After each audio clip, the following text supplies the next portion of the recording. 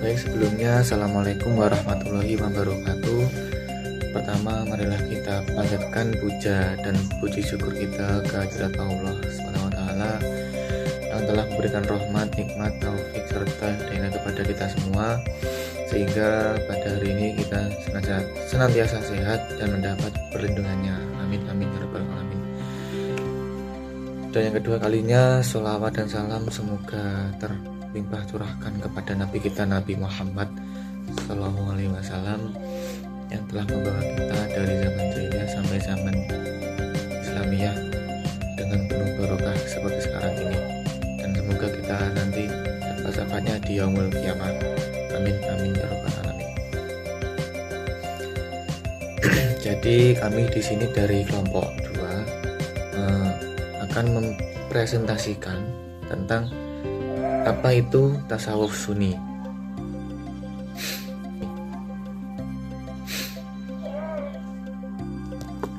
Nah, tasawuf sunni itu merupakan jalan penyucian jiwa yang tetap berpegang teguh terhadap Al-Quran, Sunnah, dan syariat Islam. Dan tokohnya itu diantaranya ada Imam Al-Ghazali. Jadi ibaratnya begini. Jadi ibaratnya itu seperti ada seorang anak bernama Rehan, misalnya dia ingin pergi ke gunung Mongkrang, dan dia itu berjalan menuju puncak gunung itu dengan mengikuti jalan yang resmi, jalan yang sudah ditetapkan.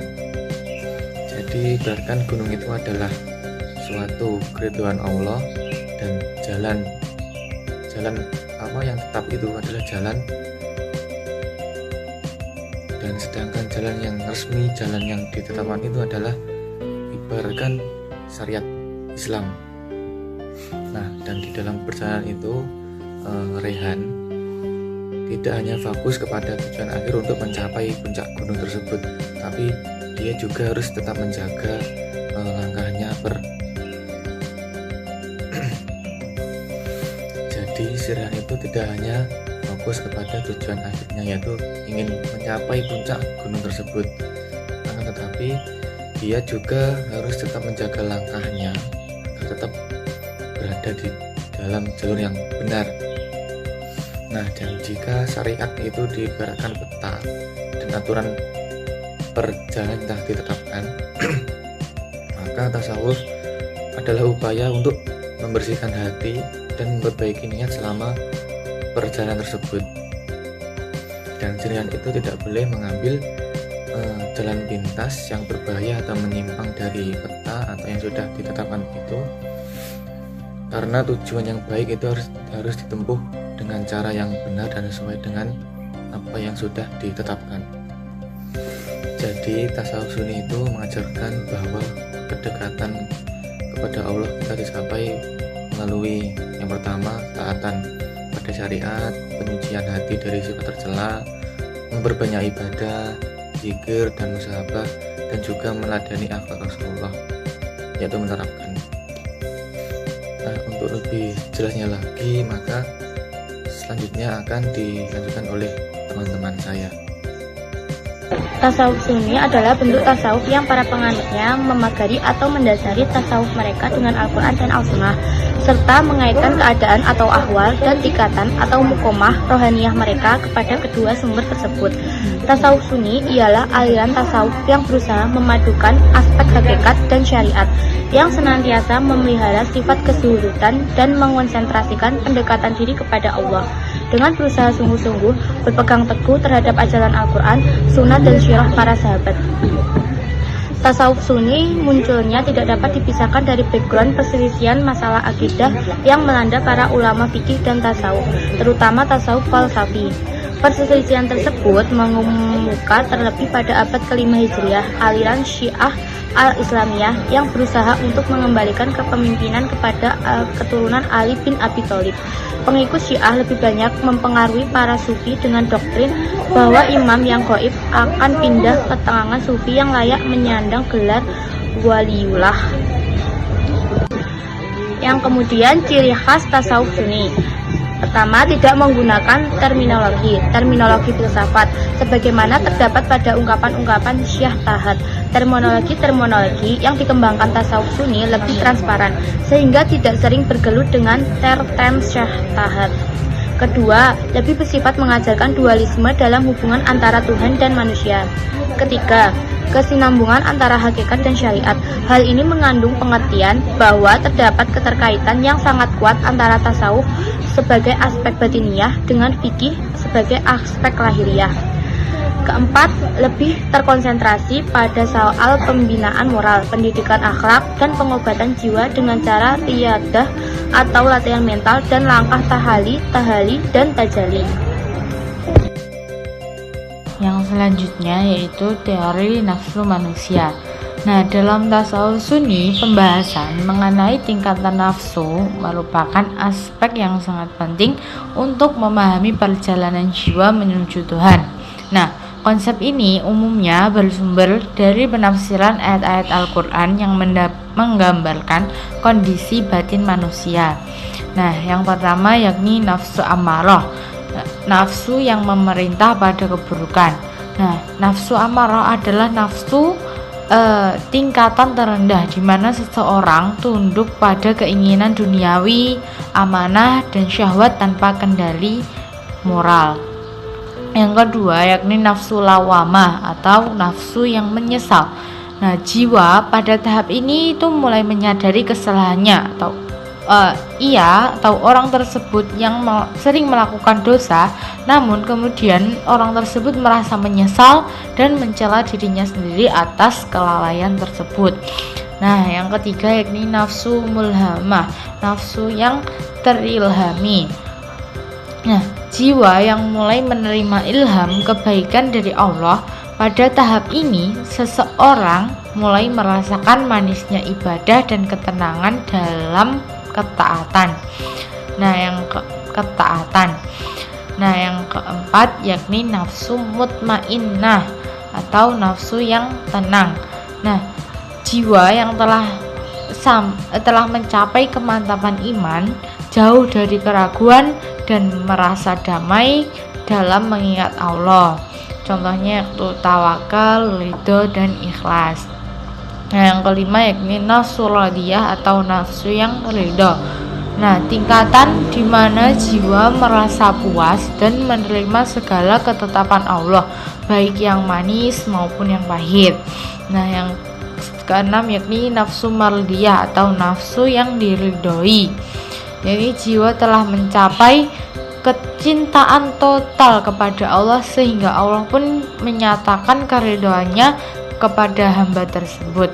Nah, yang terakhir yakni nafsu kamilah atau nafsu yang sempurna. Nah, nafsu kamilah ini adalah tingkatan tertinggi, biasanya dikaitkan dengan para nabi dan wali, di mana seluruh aspek lahir dan batin telah menyatu dalam ketaatan kepada Sang Pencipta. Yang selanjutnya yakni konsep makomat dan ahwal. Yang pertama adalah makomat. Makomat adalah bentuk jamak dari kata makom, yang secara bahasa berarti tempat berdiri, pangkat, atau derajat. Nah, dalam bahasa Inggris, makomat disebut dengan istilah station atau status. Adapun secara istilah, makomat didefinisikan sebagai kedudukan seseorang hamba di hadapan Allah yang diperoleh melalui ibadah, kesungguhan melawan hawa nafsu atau mujahadah, dan pembersihan jiwa atau riyadah. Nah, tahapan-tahapan makomat itu ada 7. Yang pertama yaitu taubat. Nah, taubat ini bukan sekedar lisan yang berucap istighfar. Nah, taubat ini sebagai makom berarti pembersihan total secara sadar. Nah, ia melibatkan 3 unsur, yaitu meninggalkan kemaksiatan sekarang, menyesali perbuatan masa lalu, dan memiliki tekad baja untuk tidak kembali ke maksiat lagi. Terus di tingkatan yang lebih tinggi, taubat juga berarti bertaubat dari kelalaian mengingat Allah, bukan hanya bertaubat dari dosa lahiriah. Yang kedua yakni warok. Warok adalah sikap yang sangat berhati-hati. Jadi seorang salik mulai memilah mana yang benar-benar halal, haram, dan syubhat. Nah, makom ini menuntut seseorang untuk meninggalkan hal-hal yang mubah secara berlebihan karena takut hal itu dapat menyeretnya pada kelalaian atau keharaman.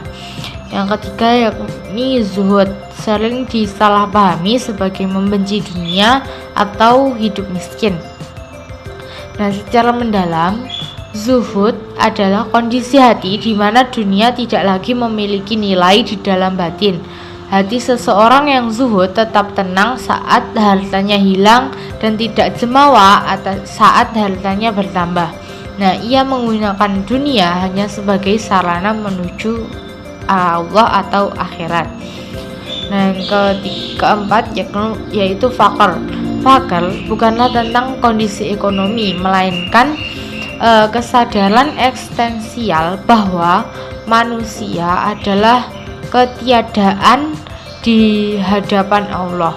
Nah, seseorang pada makom ini merasa tidak memiliki apa-apa, bahkan nyawa dan amalnya sendiri adalah milik Allah. Jadi semua yang dimiliki oleh manusia tersebut adalah milik Allah. Nah, yang kelima yakni sabar. Nah, sabar itu dipahami sebagai keteguhan jiwa atau hati seseorang dalam menanggung beban takdir tanpa mengeluh kepada makhluk. Ada 3 jenis sabar, yaitu sabar dalam menjalankan ketaatan atau istiqomah, sabar dalam menjauhi kemaksiatan atau menahan nafsu, dan sabar dalam menghadapi musibah atau ridho atas ketentuan Allah. Nah, yang keenam yakni tawakal. Tawakal adalah puncak dari keyakinan terhadap ketauhidan Allah. Tawakal berarti mempercayakan segala hasil hanya kepada Allah setelah usaha maksimal dilakukan. Nah, seorang yang bertawakal tidak akan merasa cemas akan hari esok karena ia yakin penuh pada pengaturan Sang Pencipta. Nah, yang terakhir adalah ridho. Nah, ridho adalah kondisi di mana penderitaan dan kenikmatan itu terasa sama di mata salik karena keduanya datang dari Sang Pencipta. Nah, ini adalah makom terakhir sebelum seseorang memasuki wilayah murni anugerah Allah. Baik, selanjutnya adalah karakteristik ahwal. Yang pertama ada ghairu iktisabi. Seseorang tidak bisa berlatih untuk mendapatkan rasa rindu atau syauq dan rasa cinta atau muhabbah dikarenakan rasa rindu dan rasa cinta ini adalah kiriman langsung dari Allah SWT sebagai respon atas kesucian hatinya.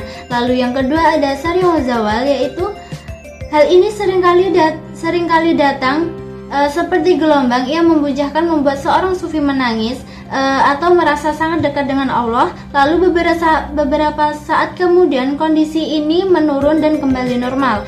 Lalu ada nomor 3 yaitu mawahib anugerah. Ia dipandang sebagai tamu atau hadiah dari Allah SWT untuk memotivasi seorang hamba agar lebih semangat dalam menapaki jalan spiritual. Selanjutnya adalah macam-macam ahwal. Yang pertama adalah muqarabah, yaitu kondisi mental di mana seseorang merasa setiap visual dan batinilah ini dilihat oleh Allah setiap detik. Hal ini melahirkan rasa malu atau haya yang sangat dalam untuk melakukan hal yang tidak diridhoinya, bahkan dalam lintas pikiran sekalipun. Dan selanjutnya nomor 2 dan muhabbah, ini adalah kondisi emosional yang meluap-luap. Cinta di sini berarti mengutamakan keinginan sang kekasih, yaitu Allah, di atas keinginan diri sendiri. Ketika hal ini mendominasi, seorang hamba akan merasa asyik ketika beribadah dan merasa berat ketika ia jauh dari zikirnya. Yang ketiga adalah khauf dan raja. Kedua hal ini ibaratnya adalah dua sayap burung. Khauf adalah rasa takut yang suci, takut akan terputusnya hubungan dengan Allah, atau takut akan keagungan sementara. Dan raja adalah optimisme yang kuat akan rahmat Allah. Seorang sufi diseimbangkan oleh kedua perasaan ini agar tidak sombong dan tidak pula putus asa. Selanjutnya yang keempat yaitu syauq, rasa rindu yang sangat menyiksa namun indah. Ini muncul akibat pancaran keindahan Allah atau jamal yang tertangkap oleh mata batin.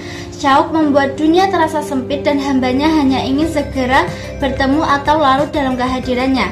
Yang kelima yaitu uns, rasa senang dan damai yang luar biasa saat berduaan dengan Allah dalam sholat atau halwat. Pada kondisi ini kehadiran manusia seringkali dirasa sebagai pengganggu terhadap kemesraan batinnya dengan sang pencipta. Yang keenam yaitu tumakninah, yaitu ketenangan yang telah mencapai puncaknya. Hati tidak lagi bergejolak oleh rasa takut akan kehilangan dan rasa sedih atas masa lalu. Kondisi ini yang disebut dalam Al-Quran sebagai nafsul mutmainnah. Selanjutnya adalah urgensi tasawuf sunni. Tasawuf sunni memiliki urgensi sangat penting di era kontemporer atau modern karena dapat menjadikan solusi bagi krisisnya spiritual yang banyak terjadi di masyarakat. Kemajuan teknologi dan modernisasi memang memudahkan kehidupan, tetapi juga menimbulkan berbagai dampak negatif seperti meningkatkan tekanan hidup, individualisme, hedonisme, serta menurunnya nilai-nilai moral di masyarakat.